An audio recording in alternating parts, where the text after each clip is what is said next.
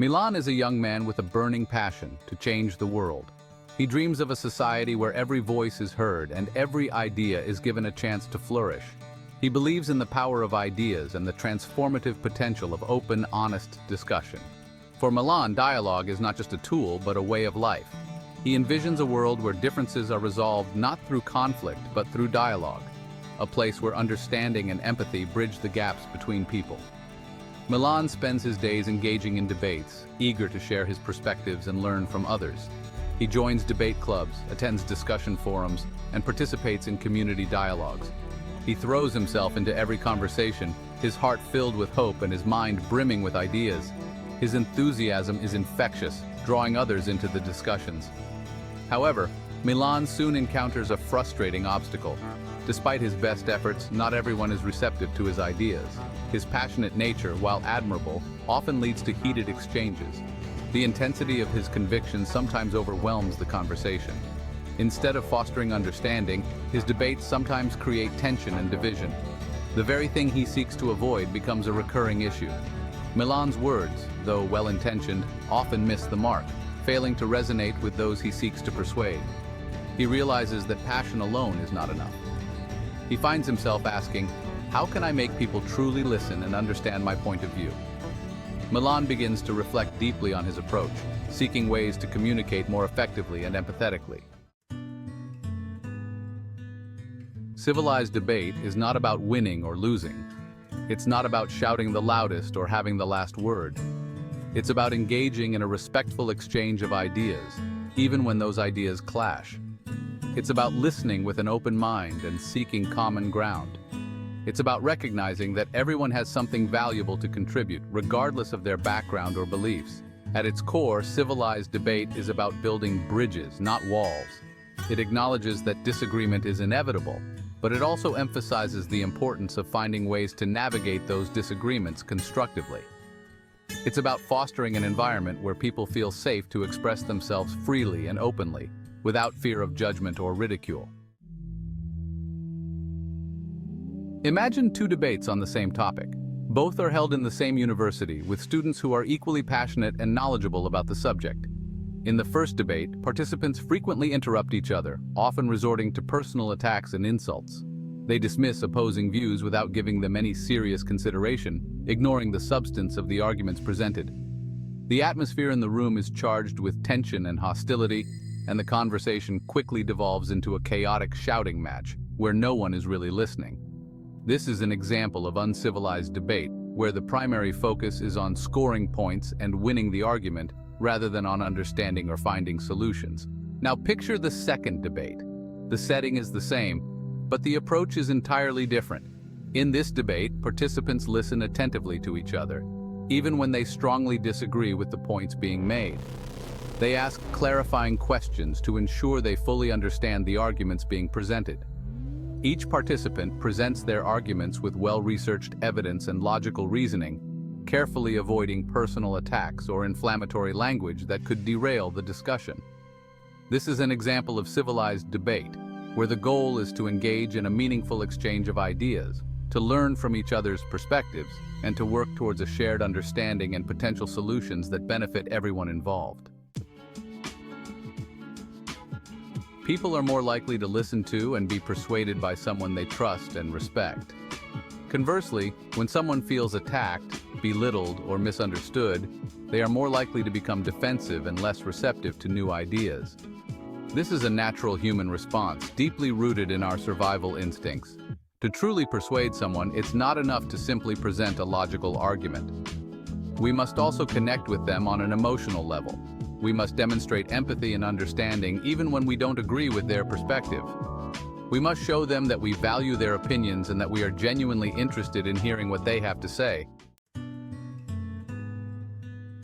Section 5, Step 1, Self-Reflection, the inner dialogue.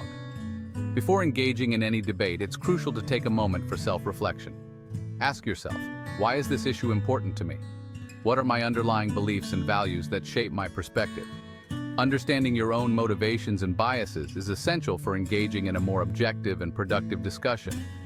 Self-reflection also involves examining your own communication style. Are you prone to interrupting? Do you get defensive easily? Do you tend to dominate conversations? By identifying our own communication patterns, we can start to address any habits that might hinder our ability to engage in civilized debate. Section 6, Step 2, Unveiling Intent. Why are we really talking? Often, our true intentions in a debate can be masked by our desire to be right or to win the argument. Before engaging, ask yourself, what is my goal in having this conversation? Do I want to convince the other person of my point of view, or am I simply seeking to be heard and understood? When our intention is to convince, we often approach the conversation with a more aggressive or defensive posture. However, when our goal is to understand and be understood, we are more likely to listen attentively, ask clarifying questions, and be open to different perspectives. Section 7. Step 3. Building bridges of trust, the foundation of dialogue. Trust is the bedrock of any meaningful conversation, especially when discussing sensitive or controversial topics. Building trust requires vulnerability, empathy, and a genuine desire to understand the other person's perspective. Start by acknowledging the other person's perspective, even if you don't agree with it. This demonstrates respect and shows that you are willing to consider their point of view. Avoid interrupting, dismissing their ideas, or resorting to personal attacks. Instead, focus on finding common ground and building a sense of shared understanding. Section 8, Step 4, Active Listening, more than just hearing.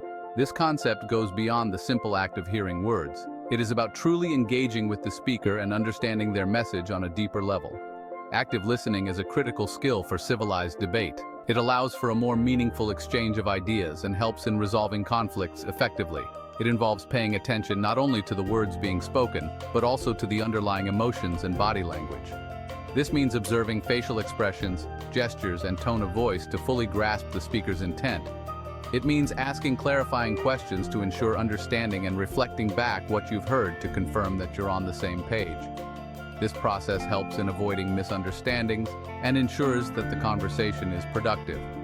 Active listening requires us to silence our own internal monologue and to focus entirely on the other person.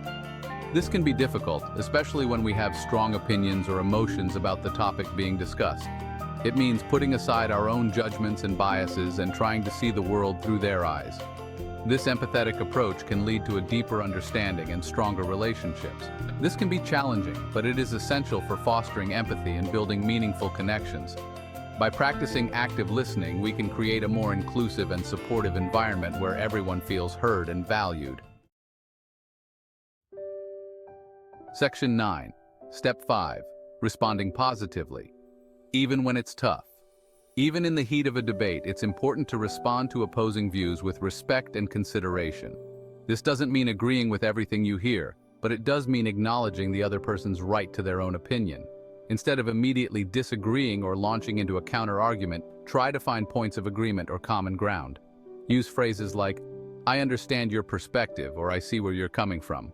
When you do disagree, do so respectfully, avoiding personal attacks or inflammatory language, and always aim for understanding. Section 10. The power of tone, speaking words that resonate. The tone of our voice can have a powerful impact on how our message is received and understood. A harsh or condescending tone can immediately put people on the defensive, making them less receptive. While a calm and respectful tone can create an environment of trust and openness, fostering better communication. Pay attention to your pitch, volume, and pace. Speak clearly and evenly, with intention, avoiding any hint of sarcasm or judgment in your voice.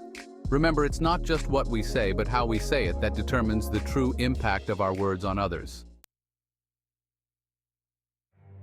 Section 11. Finding common ground, empathy, and shared understanding.